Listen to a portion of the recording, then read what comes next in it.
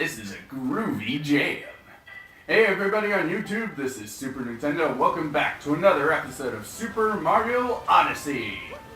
Last time, we explored the Lake Kingdom to gain all of the power moons that we needed, as well as getting all of its purple coins. And one of the power moons that we decided to go after was a hint art that was here in the Cascade Kingdom. And this time, we are going to get our souvenirs here from the Cap Kingdom, the Cascade Kingdom. Ah, welcome. When it comes to coins, there are two sorts. Golden coins and purple coins. You should know, blah, blah, blah, blah, blah. Hello, hello. Aw, she's so adorable. I love the female Cap residents. Their design is so adorable. They remind me a lot of Chow, actually, from the Sonic the Hedgehog fan base. Not fan base, from the franchise. And can I say how criminal it is that that Sega has done nothing with the Chow? Like, I don't even think they made plushies of Chow. Like, give us plushies. And, like, give us, like, a modern version of the Chow Garden. Actually, one thing I'd like to point out is something I learned in, making the end cards for one of the previous episodes. So you see that our air supply is going down, right? Well, if we go into first person, our air does not go down at all. We can be under here as long as we want in first person, which is very nice because the first person mode is more or less how I've been getting the end cards because, like this game is really pretty. Like look at all those waterfalls in the background there. Like this place is really freaking pretty.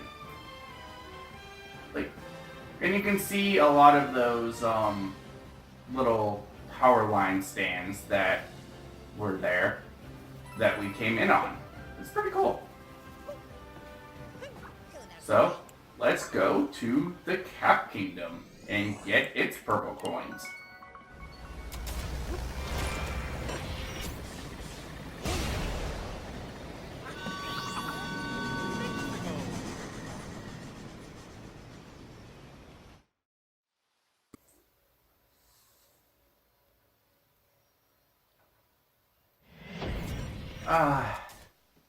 It's been so long since we've been here. Like, look at the giant yellow moon. This place is just perpetually in the darkness. But honestly, I think this place is really cool. Like, I love the black and white aesthetic, the brief glimpses of color you see with, like, the purple coins. This place reminds me a lot of Halloween Town, actually, from Nightmare Before Christmas. How am I going to fix all this damage? See, even though we've been here before, this place is still busted. All of the residents are still kind of in peril because of the amount of damage that has been placed here. Hopefully these people will be able to, fix all their airships and get all their stuff working again. Maybe we'll be able to see that. Who knows? But, yeah. Like, crap. Wah! I did not mean to press that button. Well, actually I did, but I meant to press the jump button too. But, yeah, like, these places are really full of life. I love it. You know.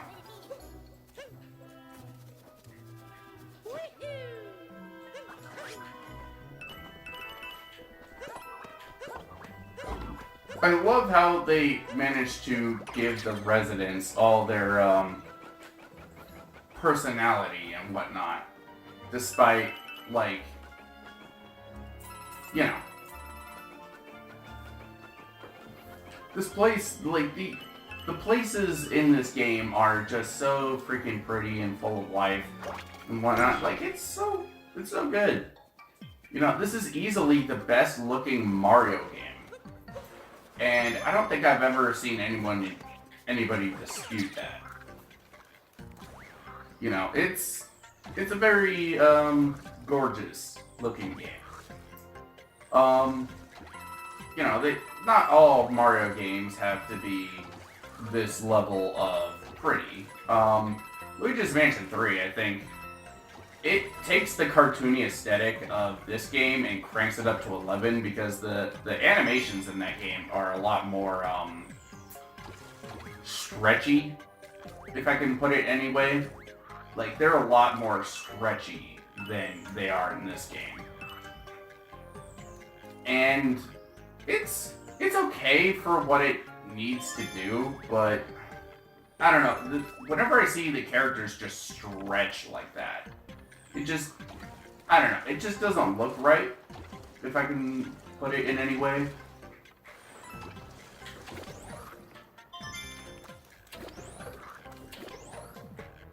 Haha, sequence break. Sequence break, bitches!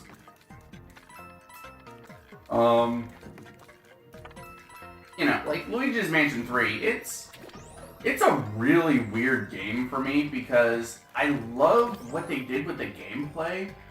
Like, the additions that they did, but... crap.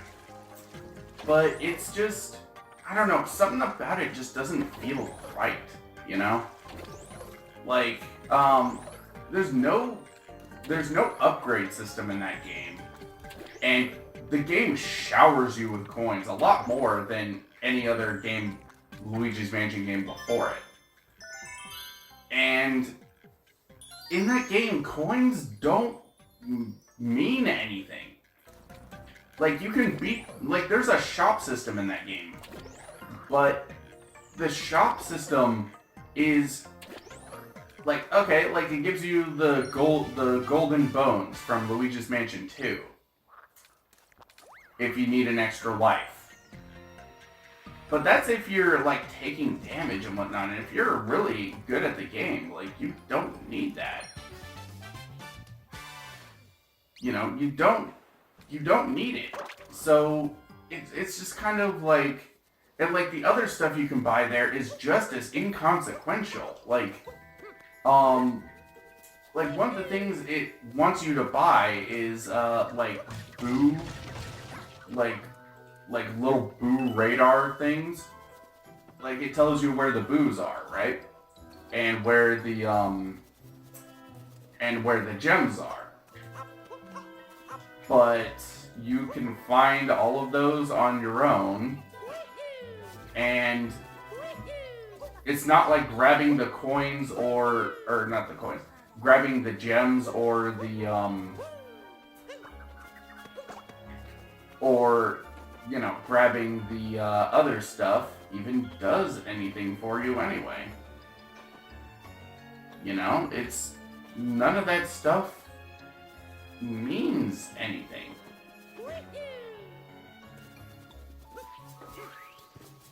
And it just kind of, I don't know, like, I love Luigi's Mansion. I love that series. I really do. Because, like, I'm a big puzzle guy, and even though I've never really watched any of the Ghostbusters movies, yes, I know, it's criminal, but, like, I love the Ghostbusters theme song. You know, I love the idea of Ghostbusters. I just, you know, I never had the opportunity to watch it. Like, it was never on TV when I found it, you know, when I found out about the series. I don't think my family owns it. And, you know, I could buy it on DVD nowadays, or Blu-ray, or whatever, but I've kind of been prioritizing my YouTube stuff, you know, like, not a whole lot of, you know, leeway in there for gaming, for trying to find some movies that I want to watch, you know?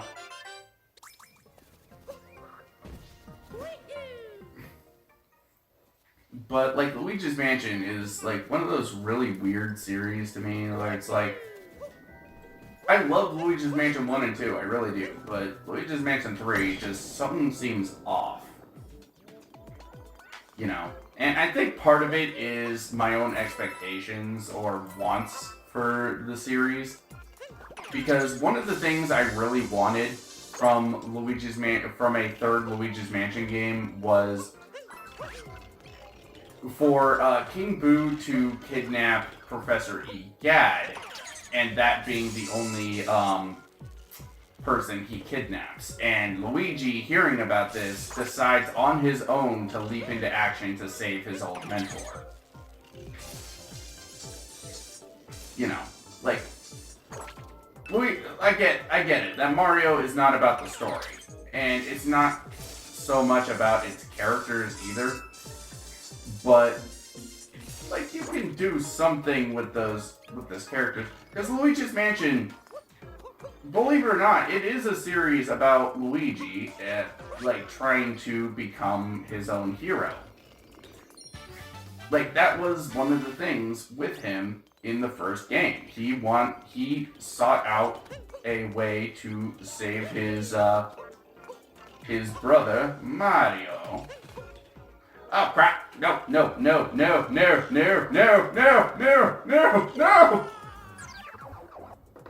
Shit.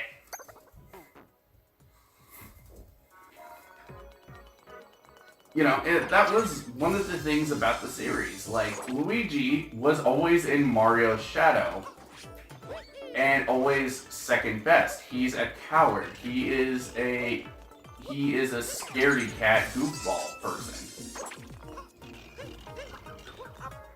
And, like, Luigi's Mansion 1 had him go out in spite of his fear to save his big brawl. His brawl. You know? And I kind of want, like, he can still be a scaredy cat. He can still be a scaredy cat. But in the first Luigi's Mansion, he did it only because his brawl was in danger. And in the second one, he did not get a choice in the matter of doing what he did, because he was roped into it by Egad. You know? And, like, throughout the whole game, like, up until it's revealed that Mario was kidnapped again, Luigi didn't really seem to care all that much about the Dark Moon situation. You know, it's just kind of like, you know, he didn't really seem to care because ghosts and he's a scaredy cat and whatnot. Like, I liked Dark Moon up until it was revealed that Mario was kidnapped again. You know? Like, am I the only one who feels that way? Because, like I said, I love Luigi's Mansion. I love puzzles. I love busting because busting makes me feel good, but I don't know. I guess it's just kind of turned into one long rant about Luigi's Mansion, but, you know. I guess I could talk about some of my feelings about the Mario franchise, actually, and why Odyssey is such a fantastic game to me. And I think it's because in the previous Mario games, you're largely doing the same thing every time, but even more to the point is the storytelling. Like, the storytelling in the previous Mario games is kind of not bad, but it's just kind of meh. You know, like, it's just Bowser kidnaps Peach, Mario must go save her, nothing really happens until the end of the game. But like in Super Mario Odyssey, you're always getting cutscenes and stuff kind of pushing you forward. You get to see what Bowser is doing to the presidents. You get to see all this other crap, you know? And it helps you drive forward to save the day, you know?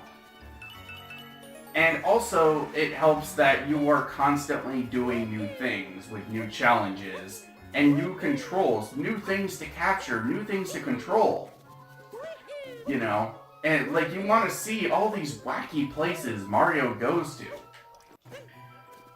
Like, it's super... Like, look at these little hat creatures. Aside from them being adorable, which they objectively are, like... We've never seen anything like them before. I mean, like, okay, they're pretty much boos, I guess. They kind of look like boos. But, like, even if they were boos, which you could argue that they're, like, a subspecies of boo, we've never seen boos that are just friendly before. That are, like, that have their own characters and whatnot. So I guess that will do it for this episode of Super Mario Odyssey. Sorry for talking your guys' ear off, but next time on Super Mario Odyssey, we are going to go to the Wooded Kingdom and see if we can't hunt down Bowser and try to save Princess Peach. See you all then! Wahoo!